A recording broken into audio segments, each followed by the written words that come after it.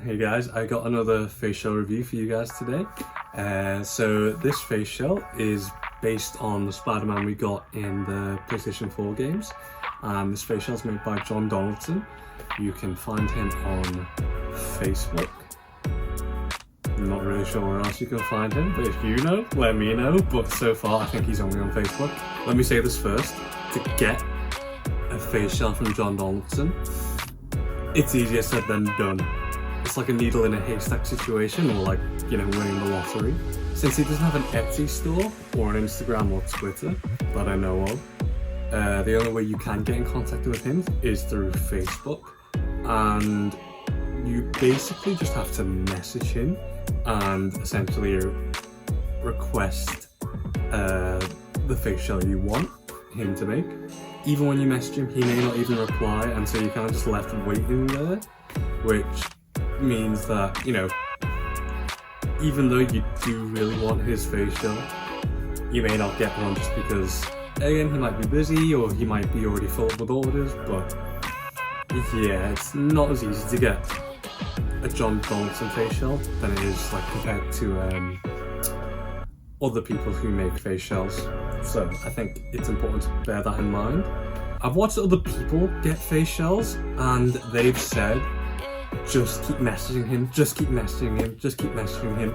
And I don't know, I sent about like, I think I gave up at about the 6th message, because then I just felt a bit creepy. Understandably so.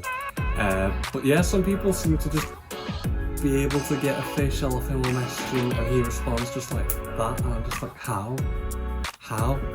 Do they know something that I don't? So I got this facial through resale from a friend of mine who was selling it for about $100. I think that's pretty decent if you ask me, because that includes the shipping as well. And for what you get, I think this is one of the better ones you can get for your money's worth anyway. You wear this with like any suit and it'll last you. It's built to last. So the actual facial itself, it's gone for that similar aesthetic as the MCU, you know, having the sort of double layered lenses that, you know, move. Fortunately, these don't actually move. It would be cool if they did, but, you know, I think it still looks really good regardless, just since, I don't know, it just adds that sort of extra layer of depth and detail to it. The facial itself seems to be made out of a plastic which feels a lot sturdier in comparison to the TASM 2 facial that I reviewed. That was made out of like a sort of glossy resin, while this seems to be made of just like a sort of plastic. So, you know, yeah, it may not be as like rock solid, and you know, this can be like a bit malleable. It's just going to be a lot more sturdier when you wear it, and you know, it's going to be more accident resistant, you know, to like fall damage or things like that. It's also important that, you know, when you wear this to a con, if somehow you do drop it, I think most likely it'll be okay. I have done a few photo shoots in this outside, and I have dropped like the lenses and they haven't cracked or chipped or anything, so, you know, again, big plus to the build quality of this facial. The lenses are made out of plastic along with some fog-free mesh, and I think the mesh is actually made out of metal, I think, don't quote me on that, but it seems to be. And they've been painted white, and you know, it just means that visibility is actually still really clear. Aesthetically, it looks really great. Practically, it works even better. I will say though, it can get quite sweaty in a facial.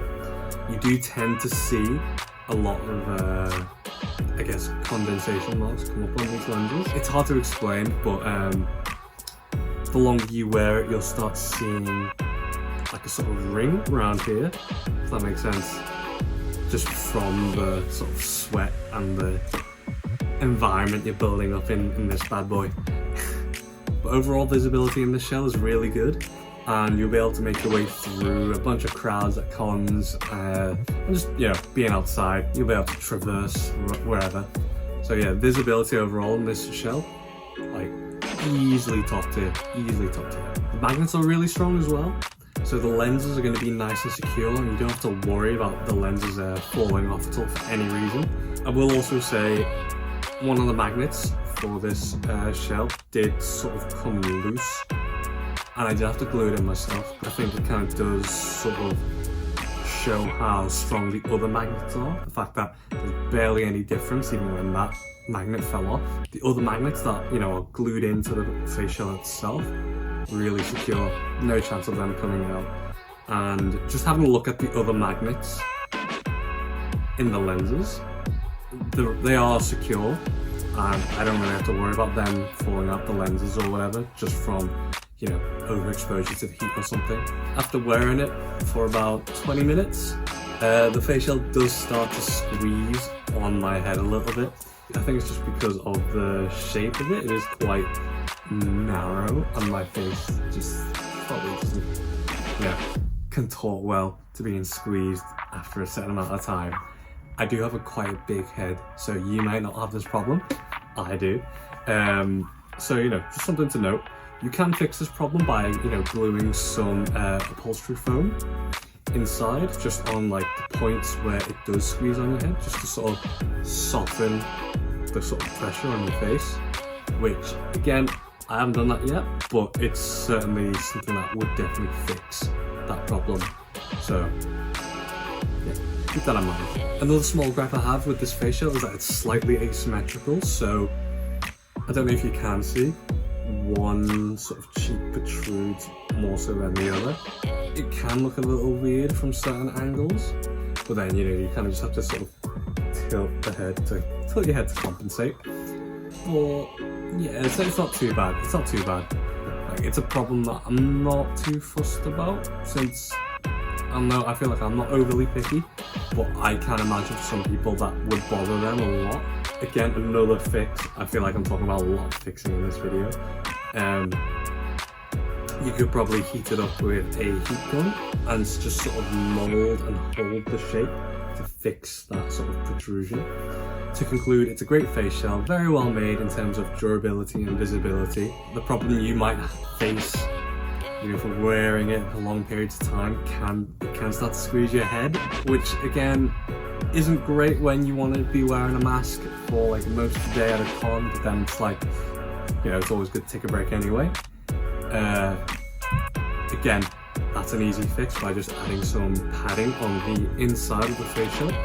I will also say, because the mesh does seem to be painted white, be careful when handling it, just because there is a chance of like paint chipping or scratching.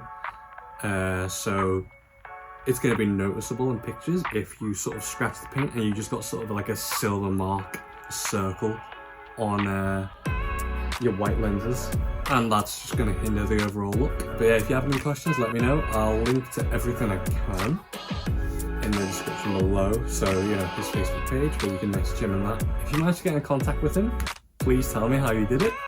Did you have to pay a bribe? Did you have to sell your firstborn child? I don't know how many sacrifices it took, but yeah, I will see you guys next time.